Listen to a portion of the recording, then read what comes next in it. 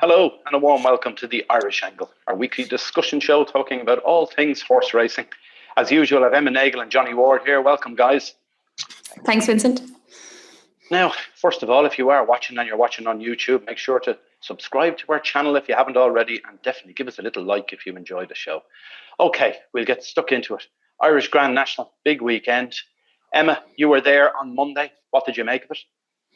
It was a brilliant occasion put on by Fairhouse. In fairness, the crowd there was unbelievable. Even in front of the stand, out the back, in the tent where the tent was, around the parade ring, there was people basically everywhere. A young crowd, older people there as well. Kind of a good mix. It's always a good day for the younger crowd getting dressed up and going out as well. But plenty of older racecourses as well, and plenty of people gathering around the parade ring. Atmosphere was brilliant, and the Irish National is just a brilliant race. It kind of has it all, I suppose, doesn't it? Like, it's the staying test, the jumping test. Like, the fences in Fairhouse are tough.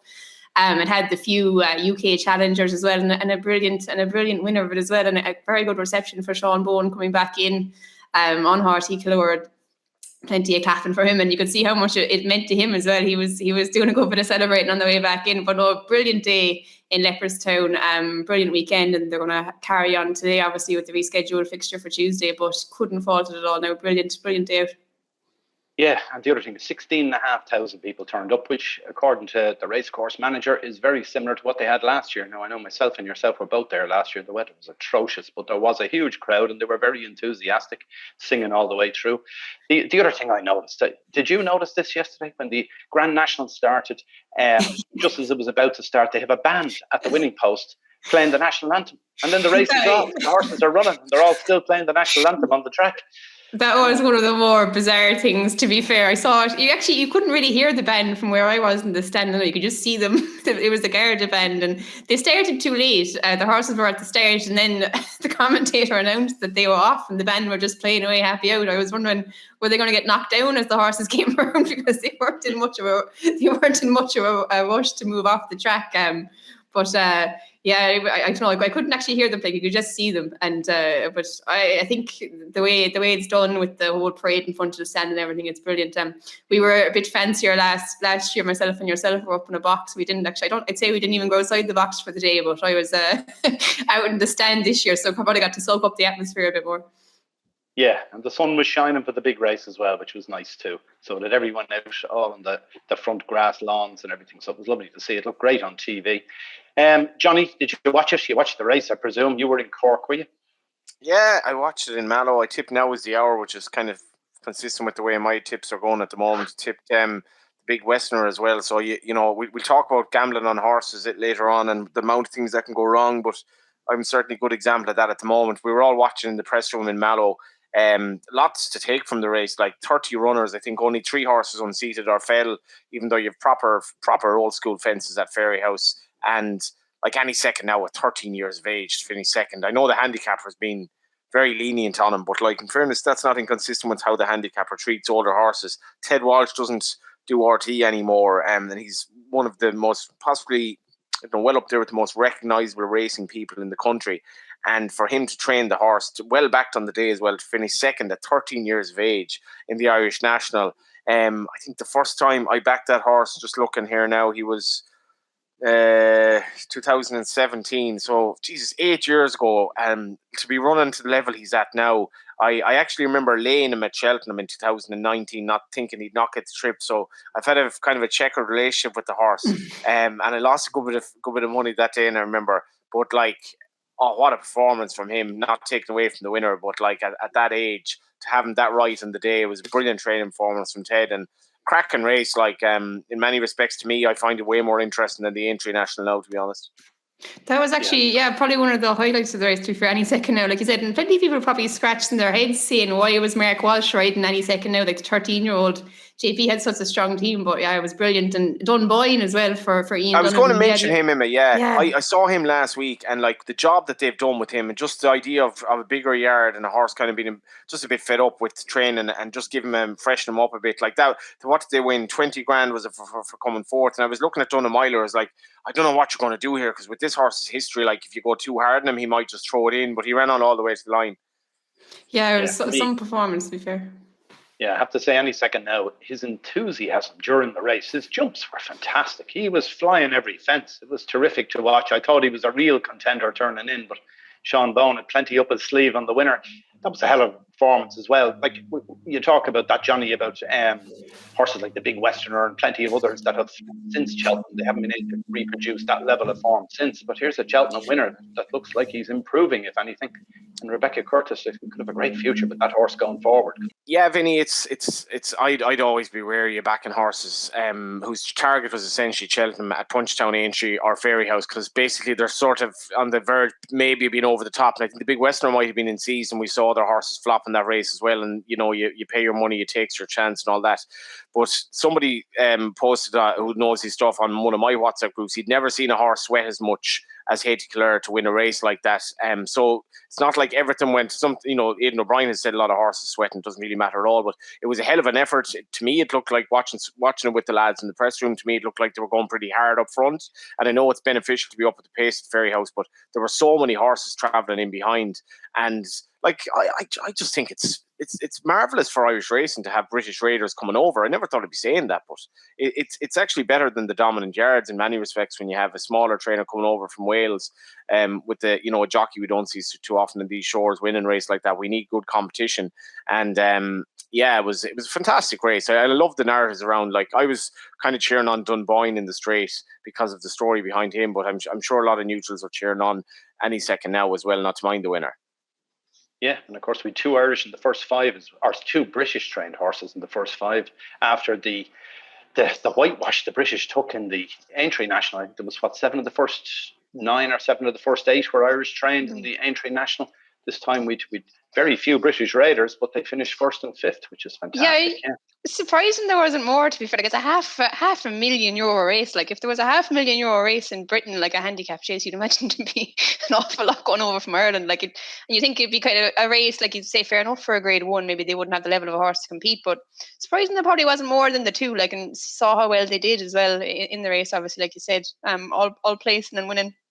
So yeah, strange. More trainers didn't tag it. But like Johnny said, brilliant to see them coming over. I think just one thing on it, Emma. The prize money is obviously great on one level. On the other level, it's $5,000 to run in the race off the top of my head. So $5,000, and if you add in the cost of coming over, there's probably consensus in. Even though Willie Mullins hasn't necessarily dominated this race, probably consensus in Britain that it's a struggle to come over here, and when you have to pay that amount of money, maybe it's a bit too much for certain owners. So there might be an element of that as well. But like, the benefit of British jumps horses, and obviously the flat, we see that year in year out, but the benefit of British jumps horses coming over to the Dublin Racing Festival or Punchestown, as we'll hopefully see with Constitution Hill or Fairyhouse, the National, is massive for me. I think it adds so much to the occasion. I agree. Anyway, we'll move on to something different. You were in Cork yesterday, Johnny, and with interesting again, the O'Sullivans flying at their local track, winning the Jack Tyner Memorial Race. Alan O'Sullivan won. Maxine had a winner too. You interviewed Alan after his victory. Yeah, it was a really, really amazing day in Mallow. Like, it was just amazing. I've been to Mallow. I'm probably nearly there more than any other racetrack, which kind of suits me. It's on the train line and all that, and I get my work done on the train down. And Sarah from the racetrack, she often collects me at the train station, and I've gotten a fondness for going there now. Particularly, like, it's dead for flat racing, but that's fine. It's national hunt country. It's real point to point country. It's beside where steeplechasing pretty much began. They're very proud of the national hunt ethos that prevails down there. And I at a recent flat meeting, for all that there wouldn't be many there, like the amount of people talk to me about how good the flat track is in Mallow, and obviously the straight 7 and all of that. And there's a lot to be said for the flat racing there, but for the local people, it's to do with the point to point circuit. And like, Maxine O'Sullivan had I think what was her first winner on the track since her cousin Michael died. So that was one aspect to it. And then for Alan to ride the winner of the race that honours Jack Tyner, like, I had to look up how long Jack had passed away on the way down, and I ended up nearly half an hour looking into what actually followed from that case, and it must have been awfully difficult for the Tyner family. I can only imagine how difficult it was, because I think the initial prognosis for Jack was that it's unlike Michael O'Sullivan, Jack's initial prognosis wasn't as serious as it turned out to be, and they had a battle, but they've honoured him with this race. And as far as I know, it was actually Michael O'Sullivan's first winner at at the track was in this race. And then for Alan to win the race, that honours Jack Tyner. But what I thought was really lovely afterwards, something I hadn't necessarily thought about anyway, was when I was talking to Alan afterwards, he was immediately pointing out that the Tyners had been a massive help to the O'Sullivan family, because as much as they never wanted to be there, the two of them have been through this horrible, horrible thing together. And he said with absolute meaning, he says, this really does help. Like, and anything that helps that family. And he did another line about, I don't worry about things anymore. He was talking about the ground for his horse for the race. But what he said about the Tyner family, in their own grief and in the never-ending grief of losing someone like Jack at the age that he was, to be able to help out the O'Sullivans.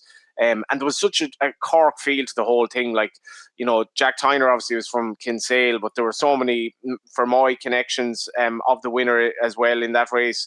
Loads of horses from around Cork running and winning on the day. And the reception that Alan got in was just, I don't know, it's just that sort of, I was really touched by it, because I didn't know Michael that well, but I had a great time for him. And I can only imagine how much it means to them to get the love of their community. And it was magic, because he beat Eugene's horse, who was Bugs Moran, who was a good horse in his day for Old Mead and was well fancied, and it was Eugene and Alan fighting out the finish from a long way out, and it was just magic day in Mallow, I thought. Yeah, proper grassroots racing, isn't it? It's where it all stems from. Emma, it's your local area as well. You were down there Sunday, were you? Great crowd as well.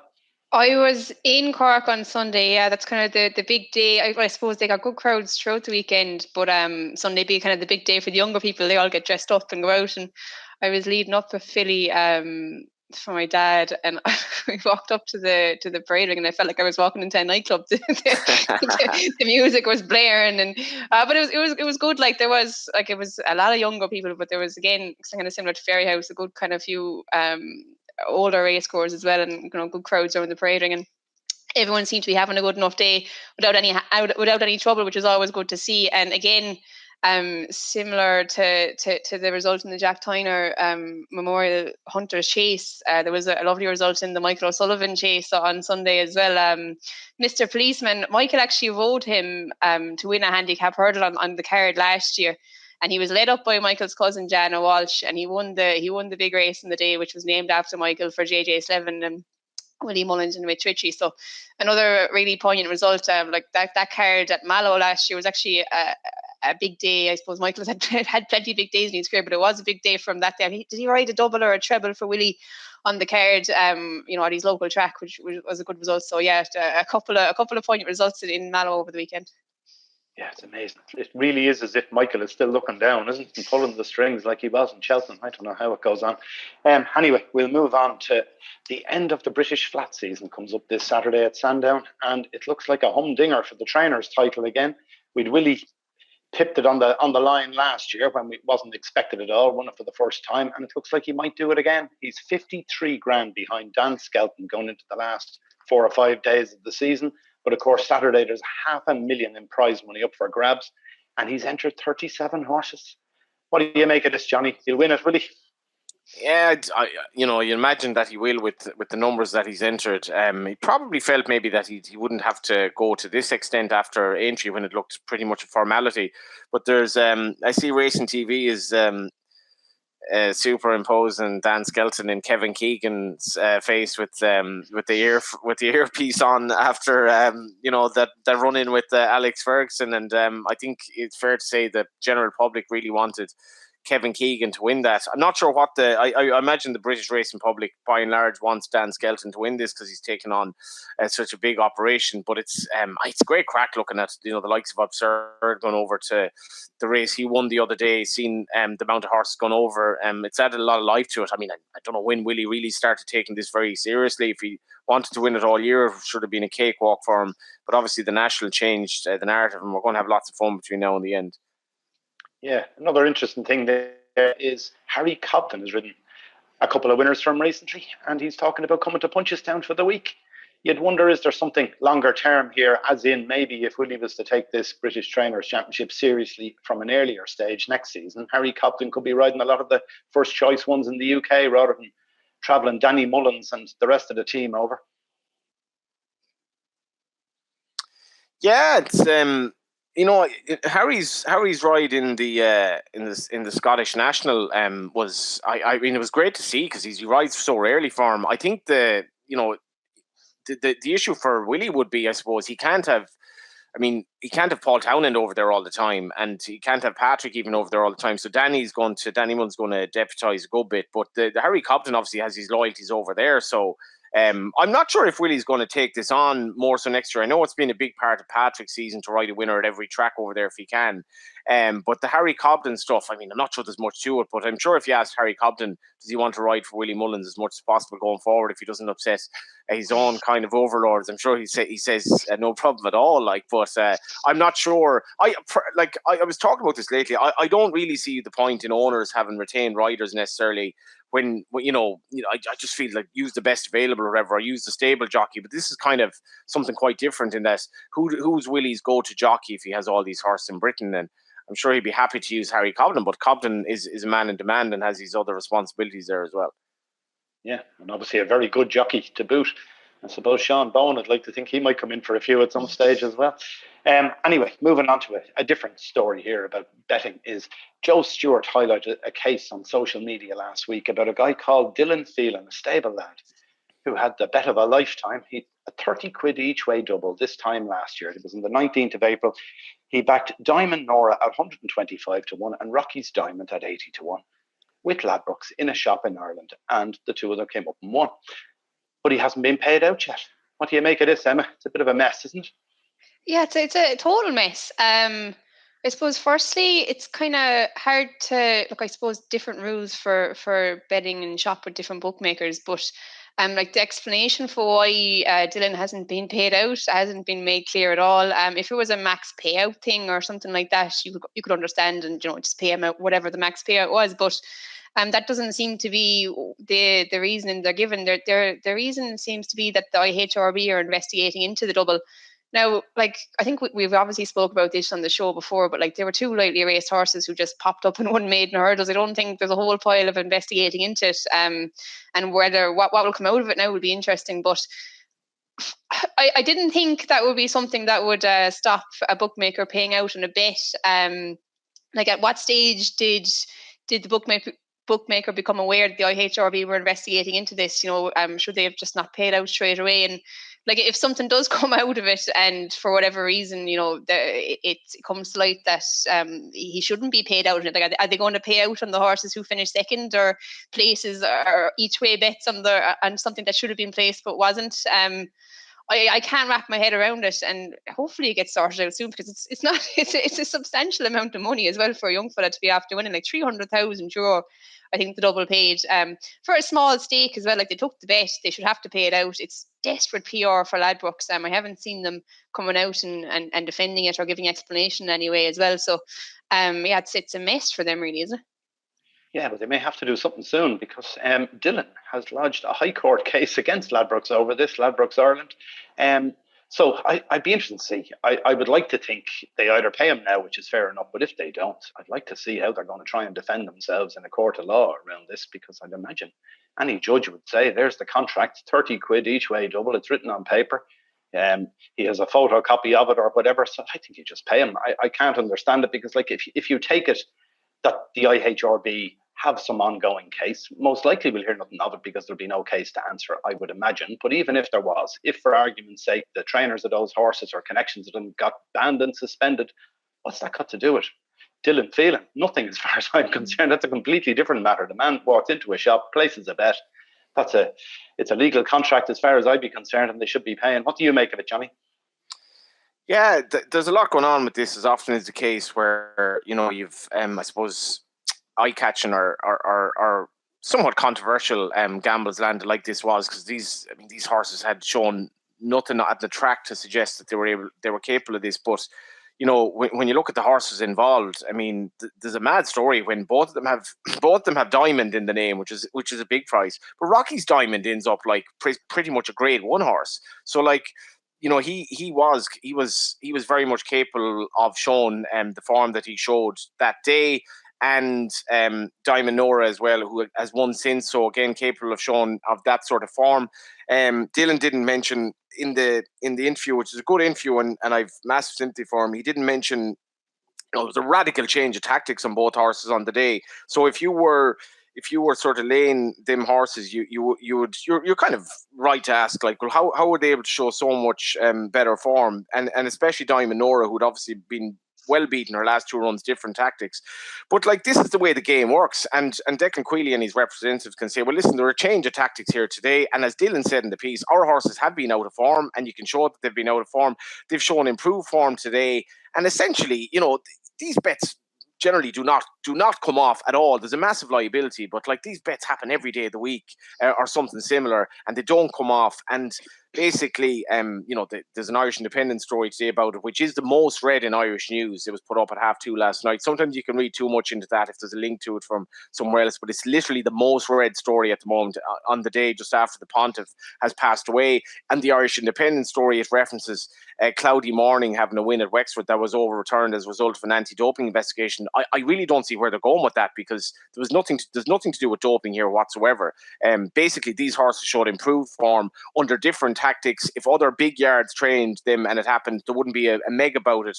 And it's kind of like it's like we see with other yards. There's a big investigation into it here because it's a specific trainer. And in my view, basically, these things happen.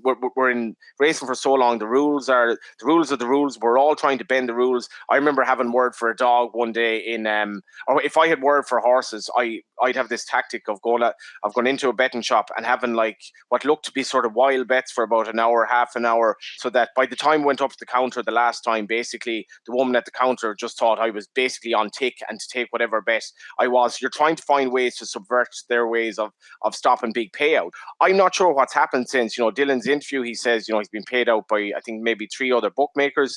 I have to point out here, I work freelance for Ladbrokes for several years. I've absolutely found Ladbrokes brilliant to deal with the team in Dublin, and they've been brilliant to deal with for me. This is obviously publicity. Maybe they say there's good publicity, bad publicity is good publicity. This is publicity. I don't know if the bookmaker wants it or not. I don't know why there is a wait for the investigation. I haven't heard anything from Ladbrokes today as to why Dylan hasn't been paid out. I do feel one thing, and this is something that has gone from the bookmaking industry to a large extent. This is a brilliant feel-good story. This should, for me, if I were the bookmaker here, and I'm not a bookmaker, and Lord knows, like 300 grand can easily close down a shop. Shops are making very little money nowadays, if they're making money at all. This can be a bet that absolutely wipes a shop out, no question, right? But I think when something like this happens, stable lad, he's a likable young fella, does this 30 each way double. Like, the bookmakers should be all over this, should be plastering it all over every media organisation, going, bring Dylan out to, bring him to the races, bring him to Skelton, bring him to Leopardstown, doll him up and use it for as much publicity as possible. And I don't know how it's landed on this. As I say, I work freelance for Ladbrokes. There's only so much I can say on it, but it's a mad story a year later that he hasn't been paid, I suppose. Yeah, and just talking about that PR stuff, I just see before we came on air, I saw a William Hill email from their PR department telling me about some guy in the UK or something that did a bet yesterday on Easter Monday, 4 winners. He took best odds guaranteed, and he gets 21 grand instead of his payout should have been 7.5, and all this sort of stuff. They're constantly pushing that narrative about big wins, as you say. We see Boyle Sports do it all the time. Paddy Power always at it too, and so would Ladbrokes normally be. So I don't really know where this lies, but hopefully we'll he makes another good point, Finney, as well. This is a very good point. He's one of the races. Dylan was saying that basically it looked at 2-horse race on the betting because the 2-horse would run in the Fred Winter, and both of them got beaten. Like, both of them, and the amount of people who would have backed either of those horses because of their form and their price in what looked a 2-horse race, I think it was 2-9, one of them was to win. The amount of people that would have backed those horses. And to be fair, like the 2 Queally horses, they weren't sent off like Eva Money or like that mad gambling from more back in the day where you have a horse that should have been $1 million going off odds on. They were both sent off big prices at the same time. I know they ran relatively close to each other. I was at Ballinrobe that night, and some lad came up to me showing me this docket on, I think, Bet365, and I was like, what's he showing me here? But he was either on the double or he was on one of them, and it was like 100s into 10s. So obviously word had gotten around, and some of the layers in Limerick had laid like way above their station. But like they were still sent off pretty big prices for all of the gamble. And as Dylan says in the piece, there would have been loads of people who did their money, lost money on the favourite and second favourite. Oh, without a doubt. Anyway, we're going to try and get you all a winner now. Something similar to those, Emma. You must have spotted something in the last week, did you? I did. I was in Cork on Sunday, and I thought the winner of the bumper was very impressive. Probably as impressive as you'd see the bumper. To be fair, Jory Townend voted for Willie. Dr. Dino horse, Dr. Dumainil, his name was. I thought maybe coming down the back straight, maybe he wasn't travelling that great, like sent off 11 to 8 favourite. But geez, he took off under Jody, won the bumper by 11 lengths.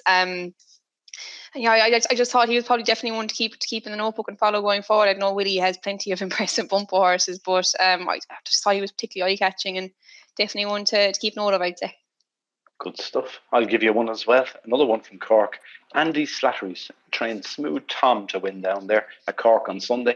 What I thought was interesting, very easy winner over hurdles. But what I thought was interesting is Andy Slattery is saying the horse is in the form of his life. And he's talking about going for races like the Chester Cup over 2.25 miles. He's also talking about potentially supplementing the horse with the Irish Champion Hurdle if there's a small field in Punchestown next week. But what's interesting here is this horse has never raced beyond 1.5 miles on the flat. And yet he's saying the horse will stay all day. He said a race like the Chester Cup will really suit him. So he could be a fair horse if they start stepping him up and trip for some of these long distance races during the summer. One to watch out for, I think. Johnny, what about you? Anything catch your eye?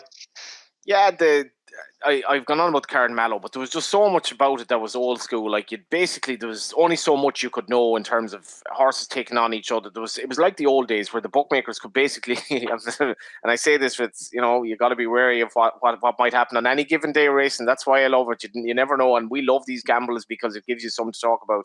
But Mallow was a day where the bookmakers could, how can you price up one pointer versus another? At the bumper then, basically 2 bumpers for point-to-point horses, 1 for mares. So it's like very, very hard to price up the races. But Torpil Zagrostis, who finished second she was relatively easy to back for Jigginstown and Gordon Elliott, and by Sima de Triomphe, who's very few horses on the ground, I think, but was second in a point-to-point first time out. As much as she was beaten by a promising winner, Miss Doyen, in the bumper, I really liked the way she travelled in the race. And I must give a mention to the horse who finished third as well, trained by John Lonergan. And John Lonergan is a brilliant character. I actually interviewed him after the winner in Tremor that Kieran Purcell trained last year. It was one of the funniest interviews I've done in terms of just the characters you meet. And he was talking about his love of horses and playing soccer back in the day. But John has a nice horse in the third who ran very well as well. But it was an interesting bumper, and I did like the Jigginstown horse on the day. Good stuff. Now, do gamble responsibly. If you're listening to any of our advice here, definitely gamble responsibly.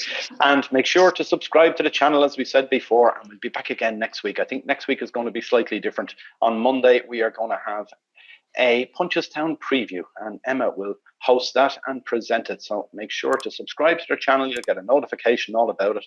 And enjoy the rest of the week, and we'll be back again soon. Thanks for watching. Bye for now.